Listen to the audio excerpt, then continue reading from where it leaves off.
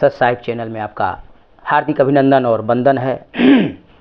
प्रिय जिज्ञासु मित्रों, पिछले वीडियो में हमने देखा था प्रेत आत्मा पर। तो प्रेत आत्मा मैंने बताया कि प्रेत आत्मा वही होते हैं, वही बनते हैं जो खुद को मारते हैं, जो अप्राकृतिक मौत को प्राप्त होते हैं, वो प्रेत आत्मा होते हैं।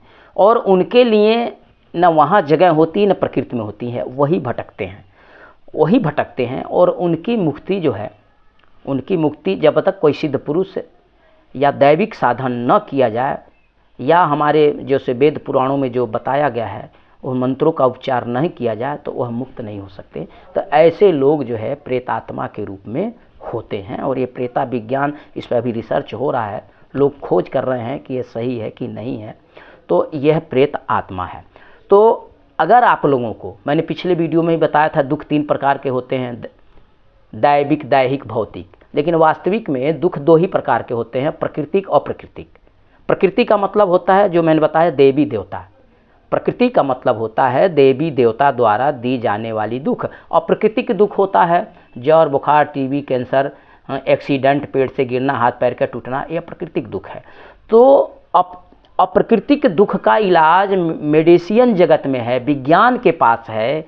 लेकिन प्राकृतिक इलाज, प्राकृतिक दुख का इलाज, जिसको दैविक, दैविक दुख कहते हैं, इसका इलाज मेडिसिन जगत में नहीं है। इसका इलाज हमारे संतों के पास है, हमारे सिद्ध पुरुषों के पास है, हमारे सतगुरुओं के पास है, या हमारे जो है कि कहना चाहिए जो सिद्ध पुरुष है, जो दैविक गुण वाले होते हैं, वो लोग के ही माध्यम से इसका इलाज जो है कि संभव है। अन्यथा इसका इलाज मेडिसिन जगत में नहीं है।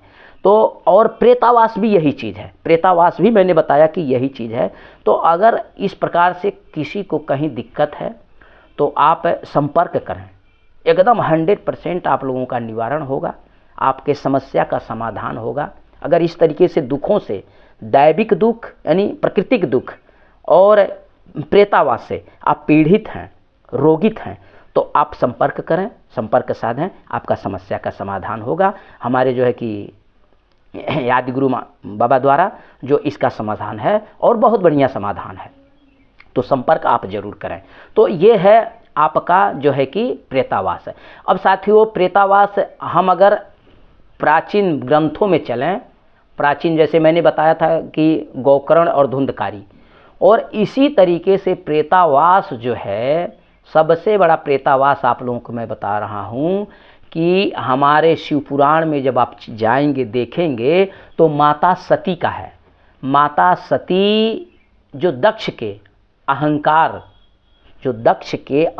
पिछले वीडियो में मैंने डाला हूँ कि जो दक्ष के अहंकार की जो है बलि चढ़ी, दक्ष के यज्ञ में कूद के जो उन्होंने आत्मदाह किया था, जो है कि सबसे बड़ा प्रेतावास माता सती को ही लगा था।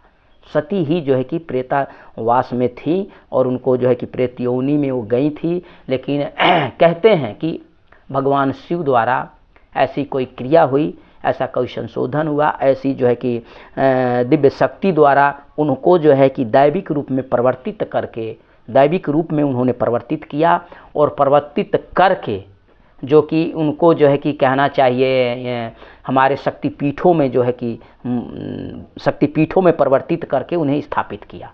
लेकिन सबसे पहले उन्हें कहते हैं कि प्रेतावास लगा था माता सती को। अब ये फिर मैं आगे कभी बताऊंगा प्रेतावास कैसे लगा था और कैसे उनका प्रेतावास छूटा था, कैसे इस प्रेत योनि से छूटी थी, और फिर जो है कि दैविक रूप में जो है कि आदिशक्ति दुर्गा के रूप में, शक्तिपीठों के रूप में 52 शक्तिपीठ जो है निर्माण बताया जाता है कि हमारे माता सती के ही शरीर अंग से हैं, उनको भगवान शिव जी ने कैसे स्थापित किया था। एक बहुत ही एक गहरा रहस्य है इसमें, जो कि इस शिव पुराण में नहीं है। इस शिव पुराण में नहीं है जो इन लोगों ने बताए हैं। वास्तविक ये शिव पुराण नहीं है, यह शिव पुराण तो संशोधन है। जैसे रामायण संशोधन करके इन्होंने बनाए, रामायण में बहुत सी चीज़ों को इन लोगों ने हटा दी हैं, अपने मनमानी ढंग से किए हैं। बहुत से जो है कि ग्रंथों को इन लोगों ने संशोधन करके अपने तरीके से रखा, उसी तरीके से यह शिव पुराण नहीं है। यह शिव पुराण में वो चीज़ें नहीं है कि माता सती को प्रेतावास लगा था और कैसे वो प्रेतावास से मुक्त हुई थी, कैसे छूटी थी।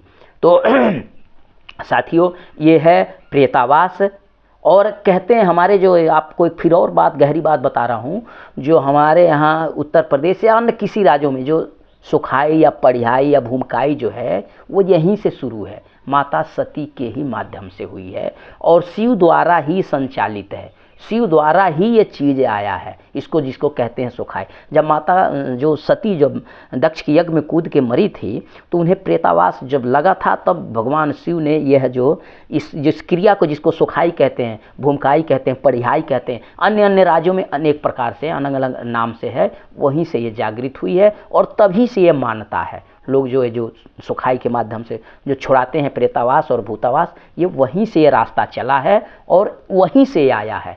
तो ये चीज़ें हैं और इसको फिर मैं कभी आगे वीडियो में आप लोगों को समझाऊंगा कि ये कैसे हुआ था, कैसे इससे मुक्त हुई थी। तो आप लोगों को अगर मेरी वीडियो पसंद आई हो, अच्छी लगी हो, तो कृपा कर लाइक करें, सब्सक्राइब करें। सच साहिब निरंकार। जय।